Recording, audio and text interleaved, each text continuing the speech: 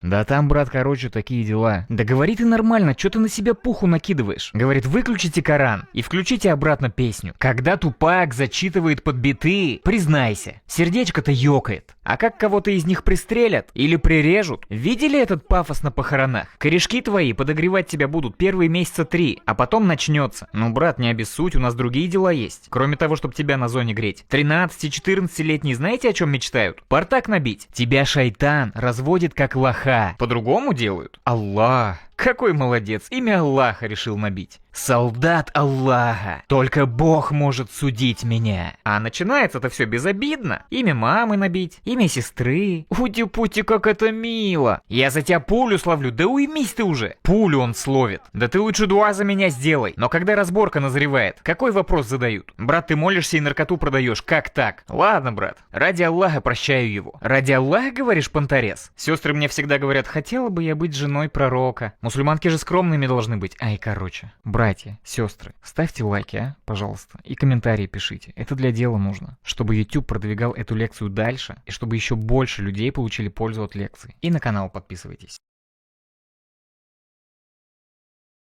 Ассаляму алейкум, братья и сестры. У меня есть канал Telegram, и если YouTube заблочат, сможем все равно также проводить стримы. По ссылочке в описании переходите, подписывайтесь. Ассаляму алейкум ва рахматуллахи ва баракатуху.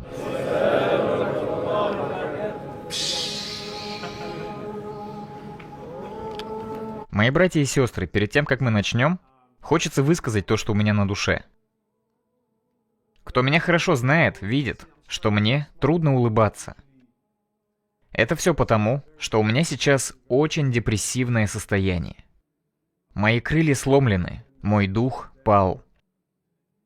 За крайние 2 недели. Так что вы уж меня простите, если буду говорить неестественно. Не знаю даже, что сказать. Немного расскажу, почему я в такой депрессии. Я только что узнал. Не знаю, как называется. Это место в Сирии. Я вот только вчера узнал, что там большие проблемы, люди умирают. Это просто взрывает сердце. Я так обескуражен. Это просто нечто. И с того момента я все думаю. Да что ж такое творится-то, а? Так тяжело на это смотреть. Некоторые, наверное, думают, да что с ним такое? Да просто тяжело на все это смотреть. Еще и в Сиднее последние произошедшие события. Простите, если я буду каким-то странным. Еще один момент. У меня нет какого-то плана. Я просто буду говорить от души. Собственно, как и всегда. Еще один момент. Вот это мероприятие. Я думал, в конце это скажу, но я просто знаю себя, что могу об этом забыть. Вот это мероприятие, братья, которое мы видим, его организовал один брат. Всего один брат. Я вообще никакого отношения ко всему этому не имею. Один искренний брат все это организовал. Он позвонил мне, спросил, смогу ли я приехать. Я говорю, да. И вот я на самом деле, честно вам говорю, я не вникал особо, что будет, как будет. И в этом всем я ему вообще не помогал. Я вам это все говорю, субханаллах, просто чтобы показать, что лишь один брат все это организовал. Он захотел и сделал. И вот он результат. Пусть Пречистый Всевышний Аллах вознаградит его. Большинство из вас я не знаю. И если в моих словах вы узнаете себя, я буду говорить какие-то вещи, и вам может показаться, что я говорю о вас лично.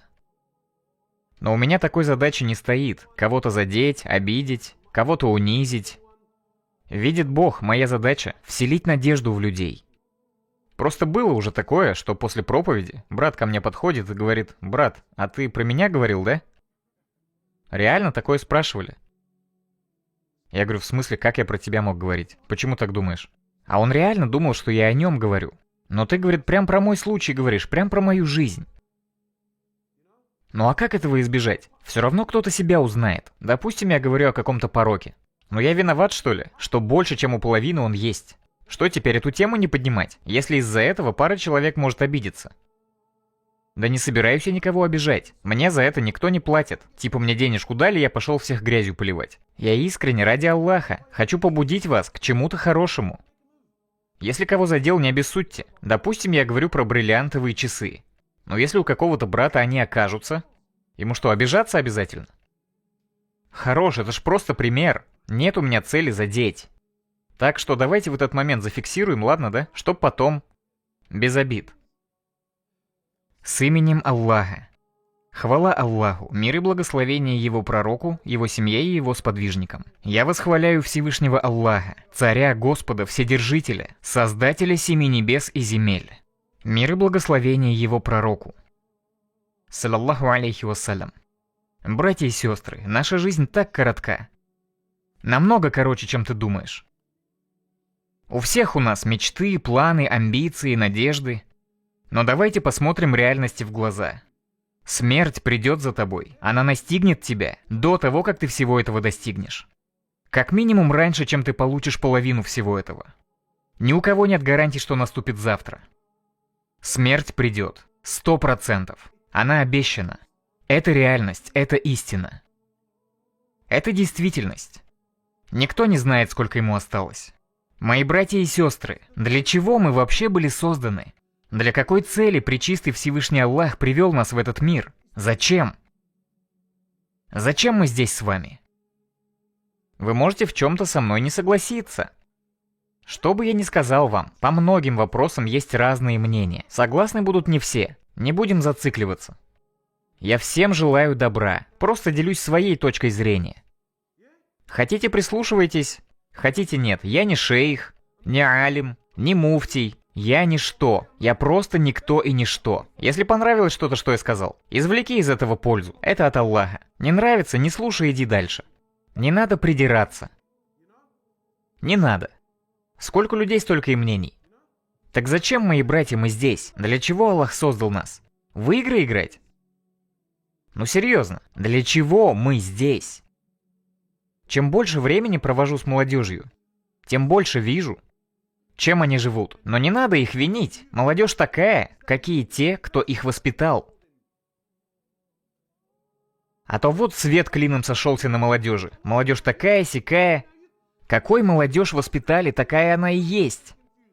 Потому что матери и отцы у них были такие.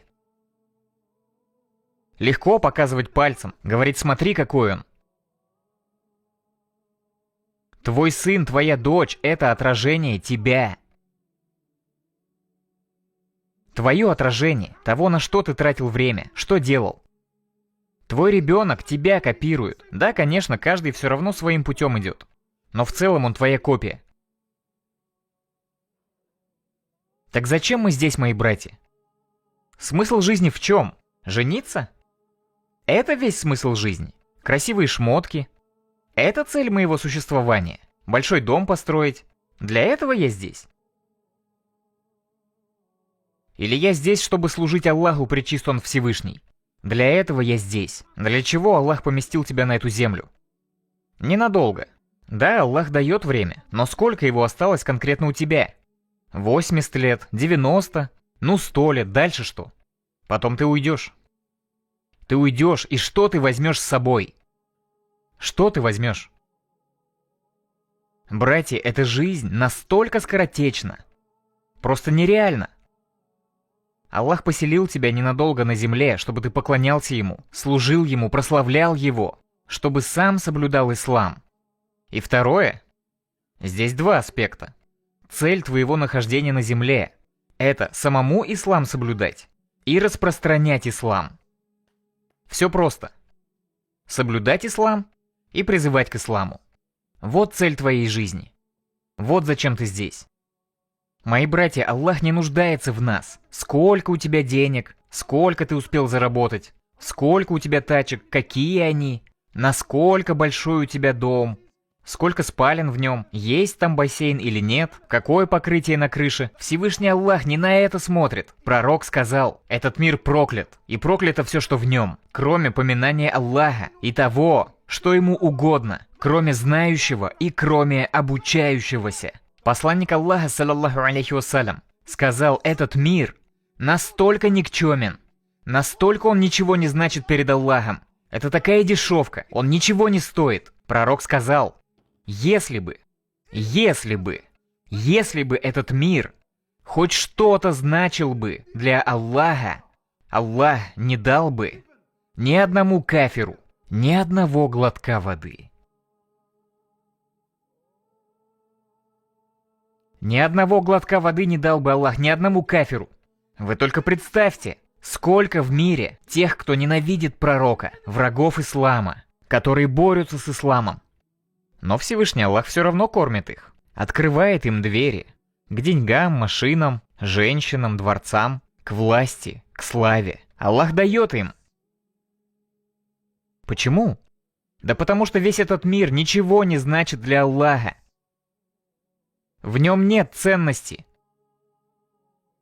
А мы с вами, мусульмане, мы с вами, кого Аллах повел прямым путем, кому Аллах дал религию, кому Аллах даровал самый величайший дар посланника Аллаха, саллаллаху алейхи вассалям, и свою книгу Коран, а мы это оставили путь посланника Аллаха, пренебрегаем религией, его сунной. Ради чего? Ради чего, братья? Ради мирского. Ради этой жизни.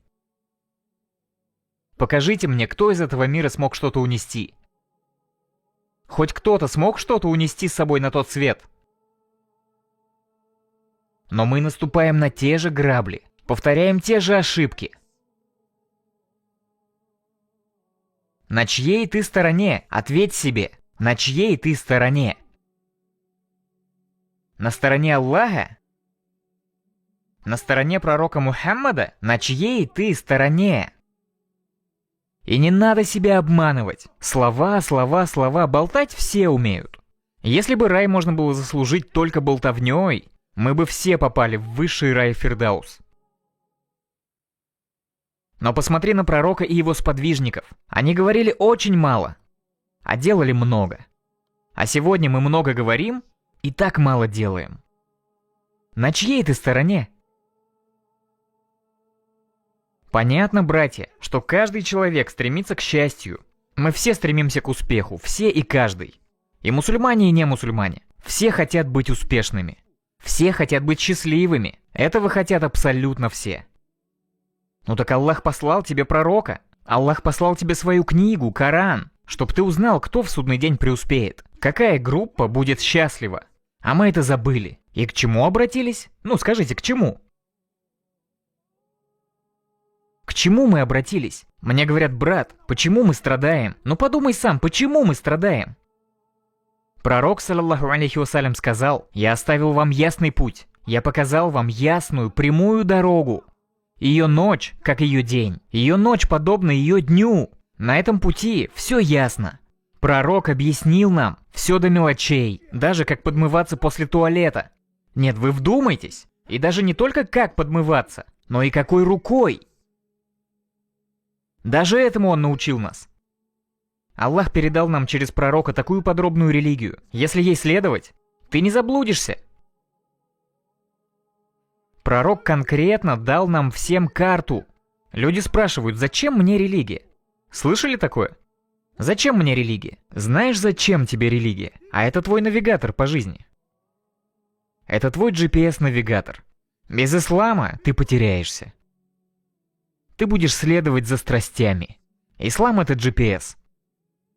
Ты потерян, ты не знаешь, где добро, где зло. А ислам — это навигатор. Это твой GPS. И конечная точка — это рай. Пункт назначения. И вот путь к нему. Все, следуй. Следуй. Но ты не хочешь.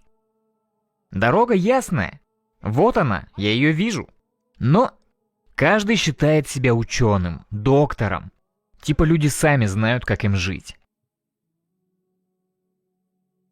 Типа человек сам знает, как ему поступать. А потом люди удивляются, а чё жизнь-то не складывается? Вроде я такой умный, свою карту захотел нарисовать. Но это провальная затея. Не надо изобретать велосипед. Путь ясен, просто следуй по нему.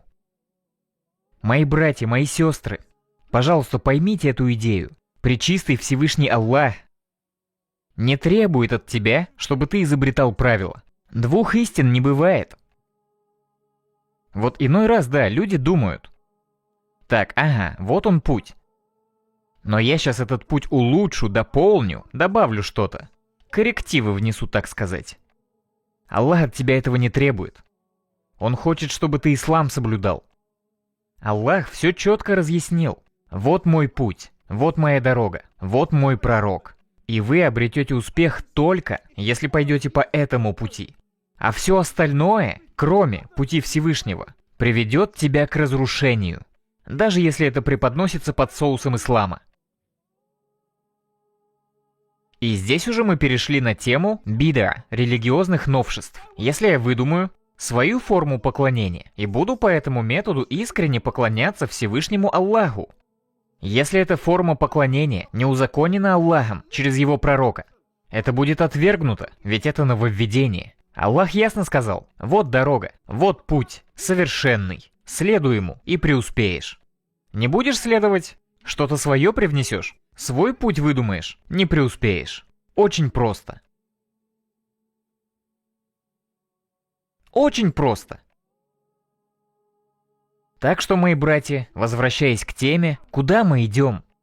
Что с молодежью? Что с исламской общиной? Почему мы оставили путь посланника Аллаха, саллаллаху алейхи вассалям, путь его сподвижников? Ради чего? Какую жизнь мы проживаем? Не, ну серьезно, какую жизнь мы выбрали? Бандитскую? Ну реально. Вот мне однажды брат говорит: брат, не говори слово бандиты. Я говорю: а чё так? Называй их бандюгами, вот кто они. А то, когда ты называешь их бандитами, даже несмотря на то, что понимаешь их суть, им это льстит, они чувствуют себя крутыми. Но это не бандиты, это бандюги. Бандюги. Они выбрали не путь пророка. И вот, пожалуйста, постарайтесь понять. Не думайте, что бандит — это чувак с татухой, который наркотой банчит. Не всегда бывают такие люди, которые в мечети молятся. Их отцам по 60-70 лет. Но он больший преступник, чем бандит с улицы. Бандит — это кто такой? Это притеснитель, поступающий несправедливо. Преступник — это тот, кто оставил путь посланника Аллаха, саллаллаху алейхи вассалям. Вот он, преступник. Мои братья, что мы сделали? Мы оставили путь посланника Аллаха. Ради чего? Ради какой жизни? За кем мы следуем? Что происходит в нашей общине? Что происходит в умме? Каждую неделю люди умирают. Уже теперь каждую неделю. А кто кого убивает? Как вы не поймете? Когда ты оставляешь путь посланника Аллаха, начинаются беды. Братья говорят: а кафиры? Брат, да не смотри ты на кафиров. Тебя небрежность к исламу погубит. Когда ты оставляешь руководство Аллаха, это тебя изгубит, а не какие-то кафиры. Ты сам себя сгубишь. Своими же руками. Своими поступками. Ты оставил путь посланника Аллаха. Ради чего? Давай на чистоту. Ради жизни фараона. Вот чем мы заняты. На чьей ты стороне? Пророка или фараона? Мои братья, мои сестры, вот смотрю я на мусульман и вижу, как люди влюблены в эту жизнь. Настолько люди к ней прикипели.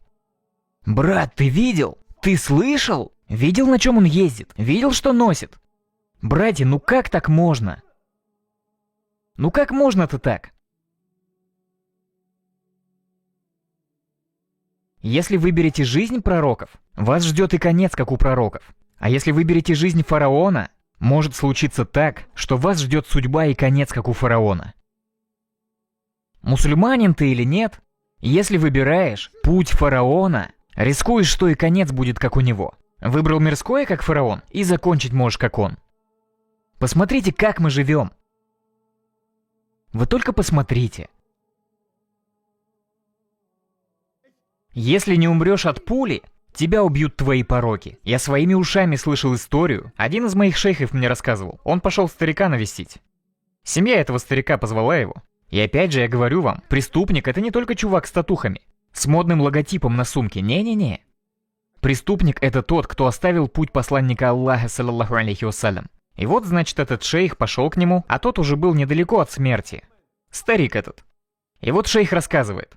Всю свою жизнь этот старик слушал музыку. Всю жизнь.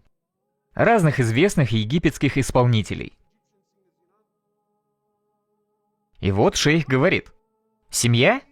Перед приходом шейха. Говорит, это шейх же сейчас придет. А у старика играла музыка. Египетского исполнителя. А он уже умирал, он уже лежит на смертном ложе. И семья говорит, мол, давай из уважения к шейху музыку выключим и Коран поставим. Ну, чтоб шейху показать, что в нас еще есть ислам. Выключили музыку, включили Коран, пришел шейх, а старик этот в своей спальне. Возмущаться стал. Говорит, выключите Коран и включите обратно песню. Она мою душу успокаивает. Она мое сердце успокаивает. Выключите Коран. Включите песню. Она так мою душу успокаивает. Выберешь жизнь фараона и умрешь как фараон. Братья, ислам — это честь, это почет, это благородство. Жизнь посланника Аллаха, саллаллаху алейхи вассалям, возвышает жизнь людей, не только мусульман, возвышает человечество. А мы ради чего это бросили? Ради чего? Ради жизни бандюк, преступников. А ведь это ложные ценности. Братья мои, это ложные ценности. Вам кажется, что вот эта уличная жизнь, это круто? Да это просто мусор. Все это просто ни о чем. И я не то что по своему опыту вам говорю, просто я видел все это. Я видел этих братьев, разбирал их вопросы. Мы разговаривали с ними один на один. Все это грязь, грязь и грязь. Мусор, разрушение. Не обманывайтесь тачками, козырными часами, шмотками и прочими атрибутами модной жизни. Не обманывайтесь. Обещание Аллаха в Коране. Кто отвернется от моего поминания, того ожидает тяжкая жизнь. Факт. Основа. Кто истину говорит, Аллах или Тупак? Астагфируллах, брат, в смысле? Да в прямом, брат. Будь реалистом. Когда Тупак зачитывает под биты свои техничные текста, признайся, сердечко-то ёкает. Да, чувак, да, ты смотри, как он сказал. А вот эту строчку помнишь? А когда Аллах говорит, вы как глухие. Выберешь жизнь фараона, тебя ждет судьба фараона. Как умер Тупак? Ну скажите мне, как? Как он умер? Аллах снова и снова показывает. Все, кто жил и умер на пути фараона, Аллах уничтожил их. Уничтожил их посредством того, что они возвышали. Разве Аллах не уничтожает их снова и снова? А мы все равно следуем их путем. Что Пречистый Всевышний Аллах говорит? Те, кто не соблюдают мою религию, те, кто не поминают меня, кто не идет моим путем. Слушайте, братья, слушайте, это факты. Кто не придерживается религии Аллаха, им обещание Аллаха. Их ожидает тяжкая жизнь. Понятно, очаровывает эта жизнь, завораживает, дорого, красиво, деньги, тачки, все остальное. Но не вздумай считать, что они счастливы. Даже не сомневайся, что они несчастны. Эх, если б я только мог рассказать, что я знаю. Внешняя картинка, понятно, глянцевая. А внутри грязь и мусор. И это обычное дело. Обычное дело, а братья подрастают и мечтают о такой жизни. Да, вот так хочу жить. Желают этого. Вот такой хочу имидж. Таким путем хочу идти. И виновны в этом мы, включая меня.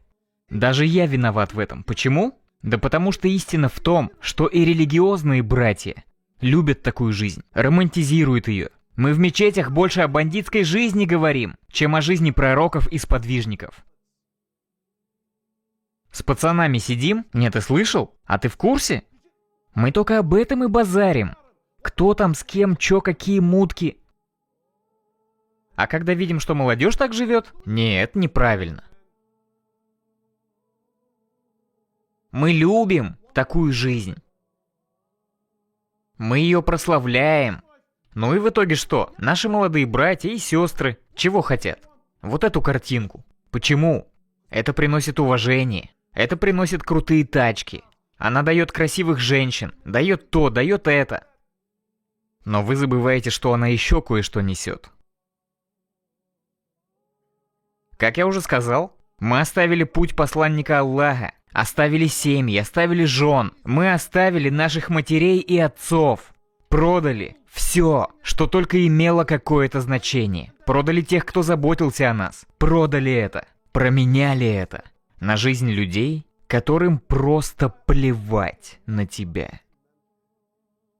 Видел я, как на улице дела делаются. Это фальшь сверху донизу. Дешевый театр. А как кого-то из них пристрелят или прирежут? Видели этот пафос на похоронах? Все пришли на похороны, типа сочувствуют. Но я вам говорю, большинство из них, особенно если ты им поперек дороги был, будут рады твоей смерти. У пацанов свои дела, а ты у них кость в горле. И обычно как бывает? Многим не терпится подняться, занять твое место, но ты же жив. И единственный способ для них, как подняться, это от тебя избавиться. Или дождаться, пока тебя грохнут. Сами-то не могут. Ну, потому что... Не все так просто. Я уж слишком много не буду говорить, чтоб не подумали, что я о конкретных людях говорю. Эти вещи не моё, не уличайте меня в этом. Но я просто говорю как есть. Именно так устроена эта система. Думаешь, они тебя ценят, но когда тебя грохнут, ты даже не представляешь, какие двери это для них откроет. Даже не представляешь. Приходят на джаназа намаз, делают вид, что скорбят, близким говорят типа «брат, дай знать, если что надо», а в глубине души думают «да наконец-то». Наконец-то это бревно на дороге перестало мешаться. Это семья, что ли? Вот это вот семья, мои братья и сестры. Если зарабатываешь больше него, его это настолько бесит. Когда ты развиваешься, он за тобой пристально следит. Там нет братства, там нет семьи. Такой жизни хочешь? Вы думаете, они друзья? Братья, вы что, реально думаете, что они дружат? Мы когда пацанами были еще. Ты растешь и видишь вокруг себя эту блатную романтику. И разговоры все об этом типа «О, ты слышал, вон тот поднялся, а вон тот сел». Посмотрите, как шайтан приукрасил зло. Приукрасил блатную жизнь. Братья, когда такое было, чтобы сесть было почетным? Не, я, может, что не понимаю. Объясните мне. Это когда-нибудь было в почете? Ну, кроме как, если ты на пути Аллаха сел. Реально на пути Аллаха. Когда тебя закрыли, потому что ты пытался возвысить религию Аллаха. Ислам. Возвысить ля иляха илляллах. Если за это тебя закрыли, да, это почетно. Ну а за криминал, если закрыли? Здесь-то где почет? Ты сел за криминал и типа это почетно. С чего? Как бывает? Первый раз человек садится, для него это типа круто. Он себя чувствует капитальным красавчиком. Настолько у него мозги промыты. Брат один. Уж не помню, сколько лет назад, сел по малолетке. Сколько-то лет отсидел, вышел. Это надо было видеть. Столько пуха на себя накинул. Что ты? Салам алейкум. Он говорит уалейкум ассалям, но на таких понтах. Спрашиваешь, ну чё, брат, как ты? Да ничего, нормально, я вот тут откинулся. В смысле ты откинулся? Типа ты такой крутой, что ли? Да там, брат, короче, такие дела. Да говори ты нормально, чё ты на себя пуху накидываешь? За что ты сидел-то вообще? Не хочу говорить о каком-то конкретном человеке, Но есть люди, которые откинулись, отсидев за кражу в пиццерии.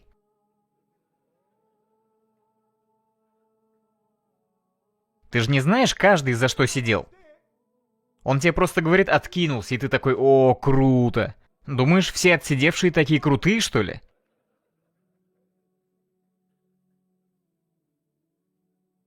А мы с вами, мусульмане, но мы такие сидим, типа «о, он откинулся, крутой парень, сидел». Да, братья, я из первых рук эти истории слышал. Из первых рук. Даже самые крутые ребята в районе, оставаясь в одиночестве, плачут по ночам.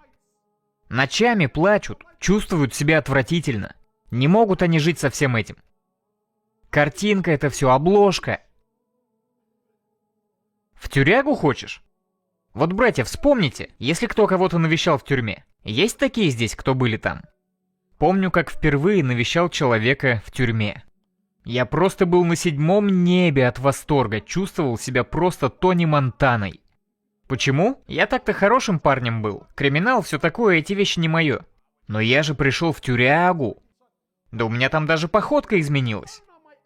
Как только зашел туда, сразу вошел в образ. Как только попал туда. Казалось бы, брат, расслабься, ты просто человека навещаешь. Ну как же, я же в тюрягу пришел. Я вот говорю, да, первый раз, как в тюрьме навещал человека, такая романтика казалась. Ты чё, тюряга? А сегодня, когда я про это слышу, думаю, о боже, бегите вы от криминала. Брат, ты нафиг никому не нужен там будешь, вот она жизнь. Но сколько тебя твои корешки навещать там будут? Месяц? 2? Ну год? А потом? А знаешь, что потом? Знаешь, кто останется? Те, кого ты продал за этот мусор. Твои мать и отец. Это сейчас ты говоришь, да мои корешки за меня любого порвут. А потом увидишь, не будет у них времени на тебя. Давай, братиш, попробуй, сядь. И увидишь, кому действительно есть дело до тебя. Заедь на тюрьму и увидишь, кому ты нужен. Братья, если вы выбираете такую жизнь, ты увидишь, что позаботятся о тебе только те, кому ты действительно нужен. Позаботятся о тебе те, кому ты своим выбором сделал больнее всего. Это твои родители. Корешки твои подогревать тебя будут первые месяца 3, а потом начнется. Ну, брат, не обессудь, у нас другие дела есть. Кроме того, чтобы тебя на зоне греть. Нет у меня времени на тебя, брат. Вот в этом истина. Кто в основном навещает тех, кто сидит? Ну давай, скажи как есть. Мама твоя старенькая будет тебя навещать. А не Али, не Ахмед. Вот эта бедная старая женщина будет смиренно, терпеливо ехать к тебе 3 часа. Потом проходить первый пост, второй пост. Ее будут обыскивать, охранники будут прикасаться к ней. И все это ради того, что ты выбрал уличную жизнь. Потому что ты романтику в этом увидел. Заехать на тюрьму. Вот она по субботам и воскресеньям будет навещать. А корешки твои где будут? Я знаю матерей, которые пенсионные деньги, пенсионные, на которые она должна жить, на которые она должна отдыхать, на заслуженной пенсии. Она копит пенсионные деньги, чтобы подогреть тебя на тюрьме. Купить там хлеба, риса, чая, сахара, еще чего. Основные нужды. Это мы должны помогать ей в ее преклонном возрасте. Но это только половина проблемы. На этом все не заканчивается. Матери, отцы навещают тебя 5 лет. А ты такой вышел и типа я откинулся.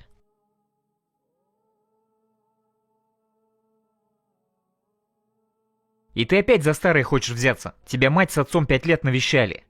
И как ты жить собрался? Ты спешишь поскорей домой, поцеловать маму, поблагодарить, что она навещала тебя? Нет, ты спешишь к своим корешкам.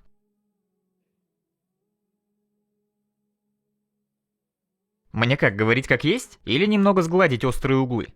Ты выйдешь, ты к родным поспешишь? По которым так скучал? Оставишь ты прежнюю жизнь? Или поспешишь к своим корешкам, чтоб накуриться?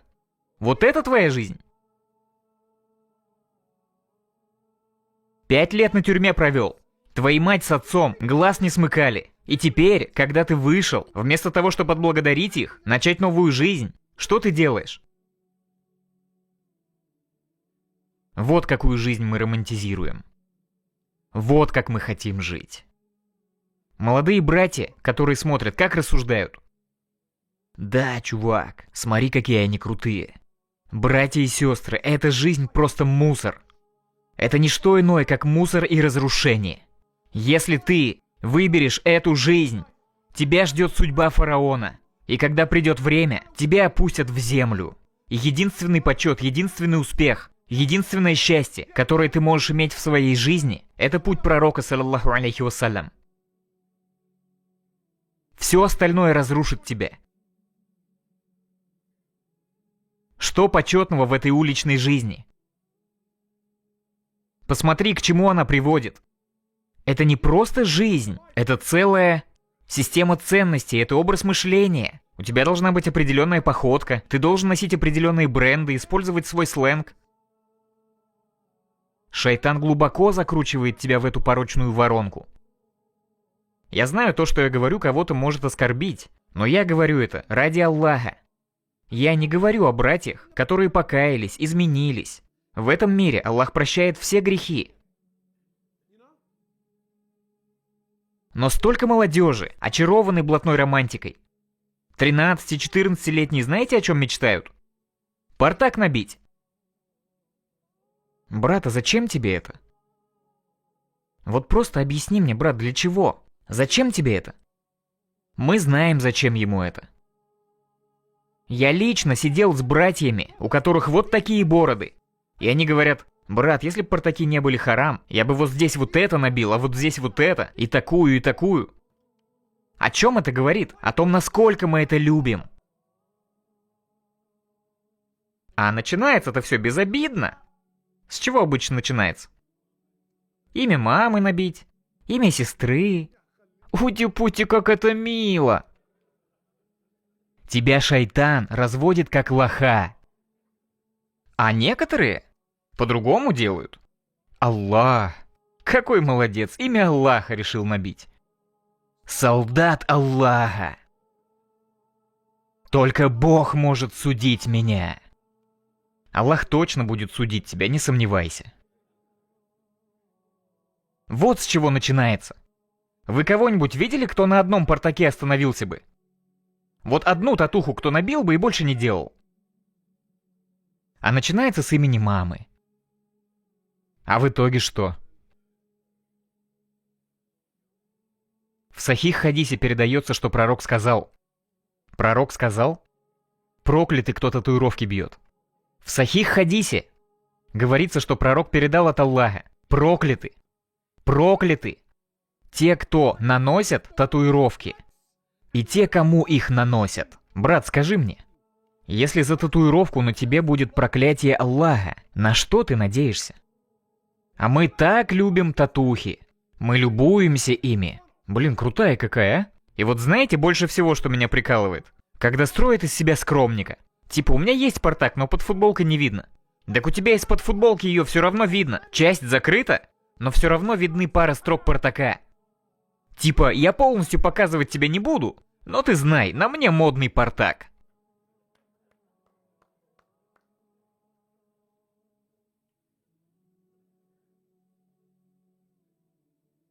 Причем, поймите меня правильно, я лично знаю много-много братьев с портаками, которые покаялись и изменились. Я не говорю о братьях, которые покаялись. Но у некоторых братьев с джахилии остались татухи на таких местах, где не скроешь реально. Но по нему видно, что он не гордится ими. Это видно, видно, что он ей не понтуется, это другое. А есть те, кто гордятся ими. И я вижу таких братьев, так называемых религиозных, у которых были татуировки, которые не упускали случая попонтоваться ими, имея все возможности скрыть их под одеждой. Почему? Да потому что любим мы это. Любим. Вот за этим, братья, мы гонимся. Мы оставили путь посланника Аллаха ради этого? Посмотрите на эту жизнь, на то, как эти люди живут. Особенно молодые братья вдохновляются таким образом жизни. На самом деле, если человек истинно покаялся, если он был бандюгой, но по-настоящему покаялся, твердо вознамерился никогда больше так не жить.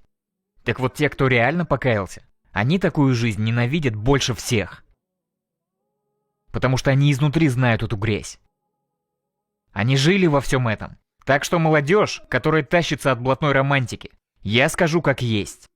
Если вы думаете, что этот путь такой крутой и козырный, почему тогда вся община так не живет?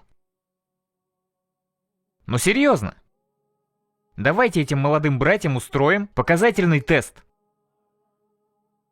Кто считает эту жизнь, этот имидж отвратительным? Поднимите руки, чтоб молодежь видела, чтоб они не думали, что я вру. Посмотрите своими глазами.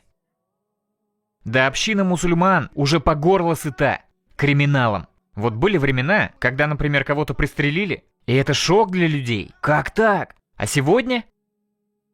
Люди говорят, да когда эти люди уже изменятся? И знаете что, братья? Кто знает? Кто валит большинство из этих людей? Парни с улицы. Такие же, как они, бедолаги, погрязшие в этом. Сколько раз такое бывало, что брата какого-то убили, и мы узнаем, что это его подельник. Парень из той же движухи. А люди это романтизируют. Да мы кореша навеки. Да я за тебя пулю словлю. Ё-моё, да тебя послушать, ты герой просто. Но как жареным запахнет, как стволы покажутся, он сваливает. Так оно и бывает. Одного из ребят завалили, когда он со своими парнями был, и никто из них с места не сдвинулся. Да потому что такие они. Вот жизнь, которую ты так хвалишь. Никто ни за кого. Я за тебя пулю словлю, да уймись ты уже. Пожалуйста. Пулю он словит. Да ты лучше дуа за меня сделай. Это всего лишь картинка, просто обложка. А знаете, что больше всего меня бесит? Мы думаем, что они крутые, думаем, что они сильные. Какой там они? Большинство из них, не скажу все, большинство. Самые большие трусы на всей земле. Знаете почему? Правда в том, что сильны мы только с теми, о ком на 100% уверены, что он нам ничего не сделает. Чё, не прав я, что ли? Когда на районе разборка, как бывает, не всегда, но часто. Я не говорю, что всегда так. Но когда разборка назревает, какой вопрос задают? А кто там? Погоди, в смысле кто? А ты чё, сдулся, что ли? Ты ж пулю словить готов. Какая разница, кто? Для чего ты это спрашиваешь? А знаете, почему люди это спрашивают? Почему? Да потому что если опасно, если можно здоровье или жизнь оставить, что тогда? Ладно, брат, ради Аллаха прощаю его. Ради Аллаха, говоришь, понторез? Ради Аллаха? Да ты кого обманываешь? Но если это кто-то, кого я точно потяну, я на 100% знаю, что, скорее всего, ничего страшного со мной не будет. Но мы знаем, что бывает. Это мужчина. Это настоящий мужчина. Давай на чистоту. Кого мы обманываем? Самих себя. На улице убивают друг друга, потому что знают друг за друга. Очень редко. И я, кстати, никого к этому не призываю. Но это редкое дело, чтобы кто-то с района поехал к тем, кого не знают. Ну так ведь? Ну ответьте, пускай молодые услышат, так или нет? Да, это так. Вот это что ли наша религия? Вот это вот ислам? Посланник Аллаха пришел, чтобы научить нас, что сильный должен защищать слабого, богатый Должен помогать бедному, а не наживаться на нем. Брат-бедолага открыл какой-то магазин или маленькую кафешку. Пытается заработать на жизнь дозволенным способом. Пытается семью накормить, держаться подальше от криминала, от харама. А мы что делаем?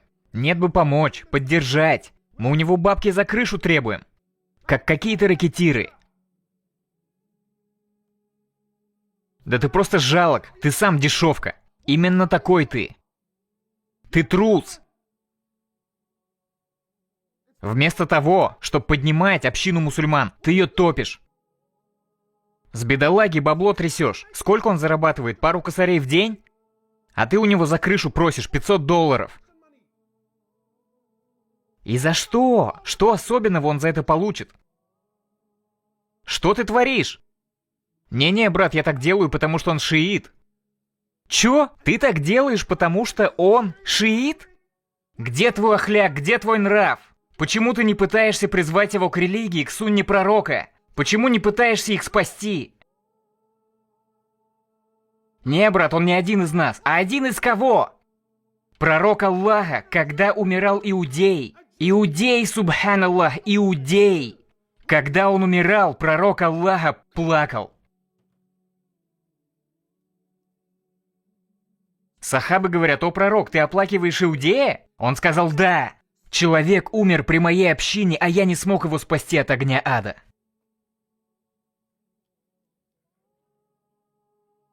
Чем мы заняты?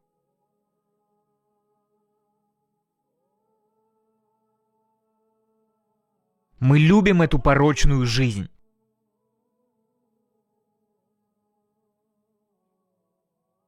Я всю ночь могу говорить, я могу эти примеры всю ночь приводить. Ну и по сестрам пока не забыл. Но справедливости ради надо заметить, что альхамдулилля, много богобоязненных сестер. Скромных, застенчивых.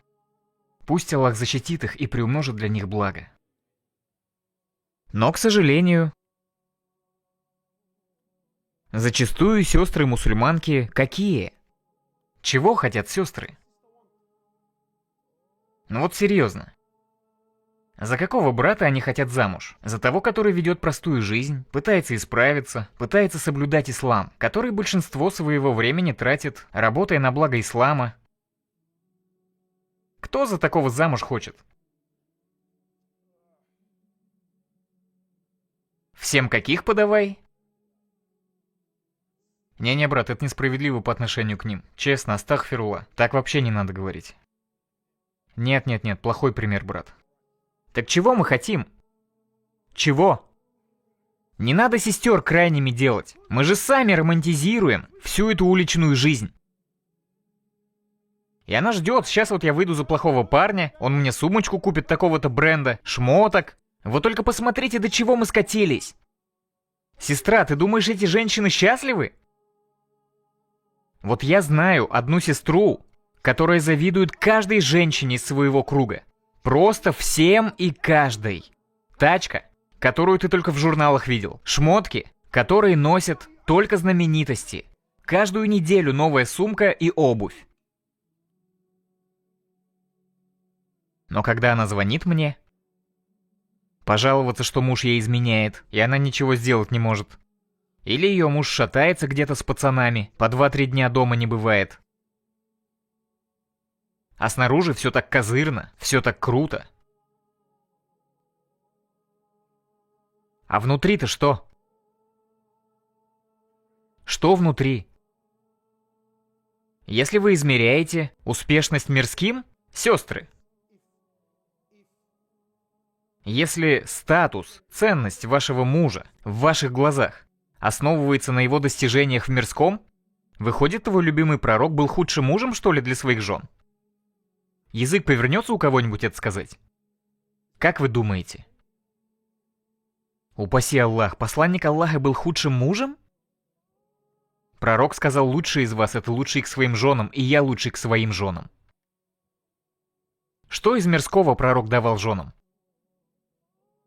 В достоверном хадисе передается, что Аиша сказала своему племяннику Урве: мы, говорит, жили от одной полной луны, к другой полной луне, к другой полной луне. 2 полных цикла, 2 месяца проходило. И за это время ни разу не разжигался огонь для приготовления еды. И это ни в одном из 9 домов жен посланника Аллаха, саллаллаху алейхи вассалям. Сестры мне всегда говорят, хотела бы я быть женой пророка.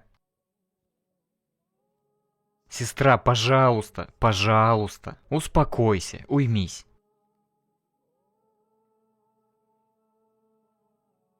Племянник говорит Аише, о моя тетя, 2 месяца? А как же вы жили? Она говорит, мы жили на финиках и воде. 2 месяца. А сегодня сестры предъявляют мужьям, мой муж меня уже 3 недели в ресторан не водил. Когда жены пророка захотели больше мирских благ, Аллах не спаслал в Коране. Обращаясь к пророку Мухаммаду, он сказал, скажи им, скажи своим женам, если вы желаете мирской жизни и ее украшений, то придите, и я наделю вас благами и отпущу красиво, то есть разведусь. Ну то есть будете жить богато, как хотели. Но если вы желаете Аллаха, его посланника и последнюю жизнь, то Аллах приготовил творящим добро среди вас великую награду. Я тут только что вернулся из Умры, и вот знаете, даже элементы нашей религии, которые должны быть красивыми, чистыми, разбавляют мирским. Видели, сейчас мода пошла? Сестры наматывают шарфы поверх хиджабов, поверх никабов. Я не говорю, что это харам, не будем перебарщивать, это не запретно. Но все это так выглядит. Куда мы движемся? Мусульманки же скромными должны быть, ай, короче. В общем, братья, определитесь, чего вы хотите. Жизнь фараона? Или жизнь любимого пророка, саллаллаху алейхи вассалям? Братья, мы должны измениться. Понятно, я признаю, меняться нелегко. Но меняться надо. Ну надо. Аллах говорит в Коране, Аллах не меняет положение людей, пока они не изменят самих себя. Брат, я не могу помочь тебе измениться, если ты этого не хочешь. Если ты не готов поднять руку и сказать, я хочу измениться, мне нужна помощь. Причем, о каких изменениях речь?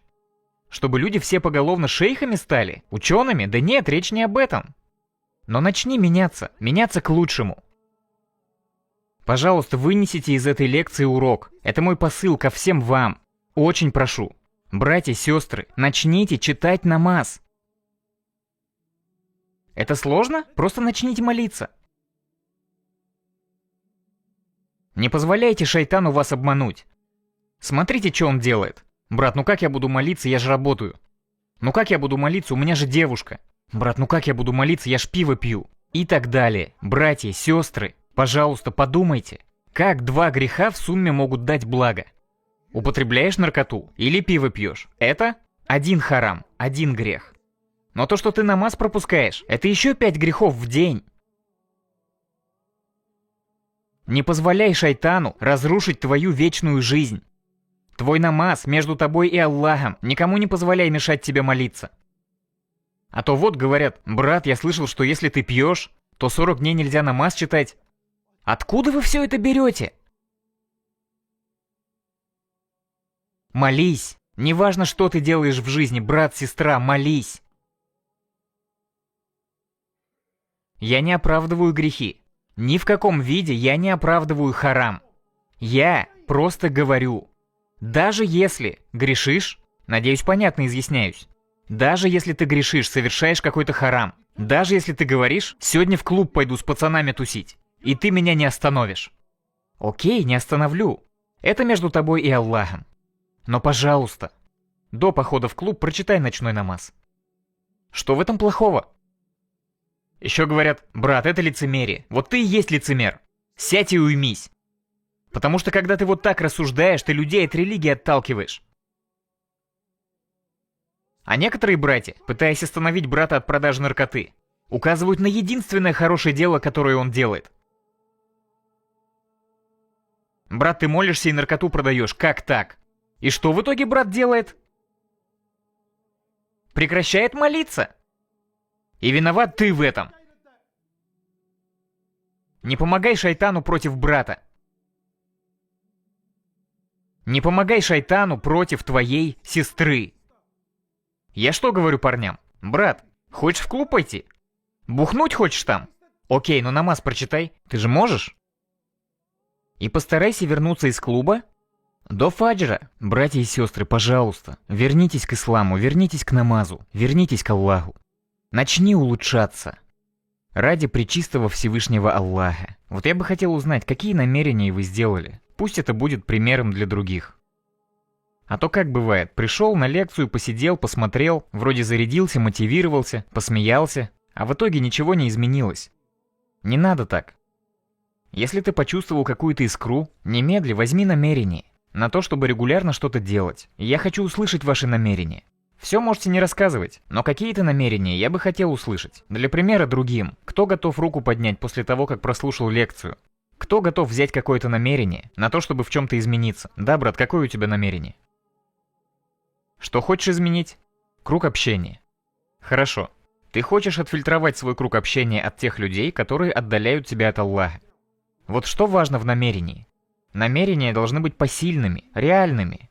Каждый день понемногу. А то мы на лекции зарядились, а на завтра проснулся, решил взяться за все подряд, в итоге ничего не охота. Наберись терпения. Кто еще, иншаллах? Да, брат? Смотри, твоя цель — начать читать 5 обязательных намазов.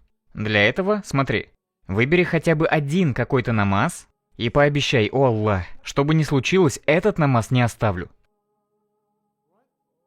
Вот пока конкретно хотя бы этот намаз никогда не оставлю. Берите себе посильное намерение, осуществимое. Что сможете? Пусть Аллах примет от тебя. Да, брат, что? Напоминать себе и окружающим. Делать напоминания о вечной жизни как себе, так и окружающим. Особенно семье, близким. И, кстати, почему я сказал, что намерение должно быть небольшое? Ведь как бывает, братья, ты услышал лекцию, мотивировался и взял большое намерение. Но шайтану будет легче сбить тебя с большого намерения, чем с маленького. Допустим, ты взял какое-то намерение, сильно превышающее твой уровень. Шайтан внушает тебе сомнения в своих силах, и ты начинаешь жить как жил. Вот, допустим, вы после этой лекции взяли намерение, что начнете каждый день читать по полстраницы Корана. Это достижимо, это реально, не запредельно, по полстраницы. И теперь как надо закрепить свое намерение? Обещай Аллаху, что будешь делать это, чтобы не случилось. А за нарушение сам себе назначь штраф.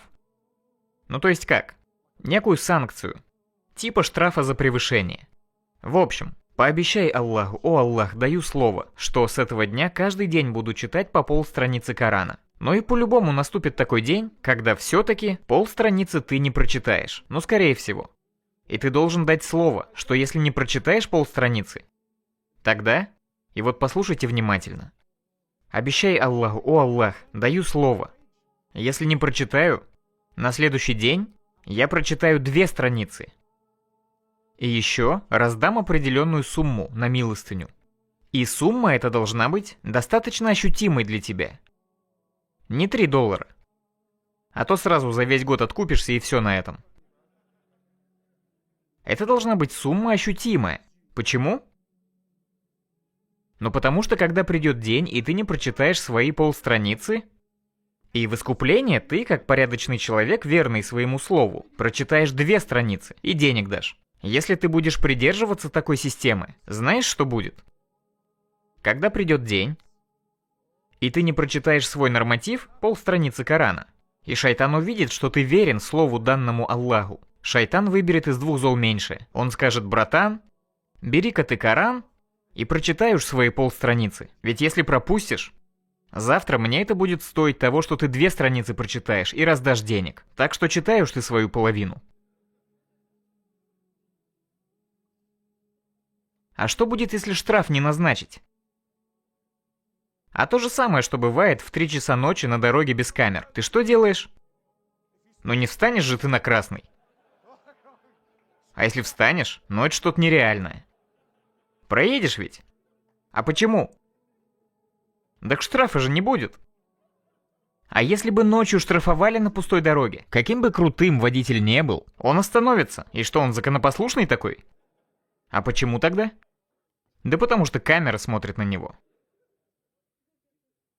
Используй метод со штрафом. Да воздаст вам Аллах благом и да простит нас Аллах.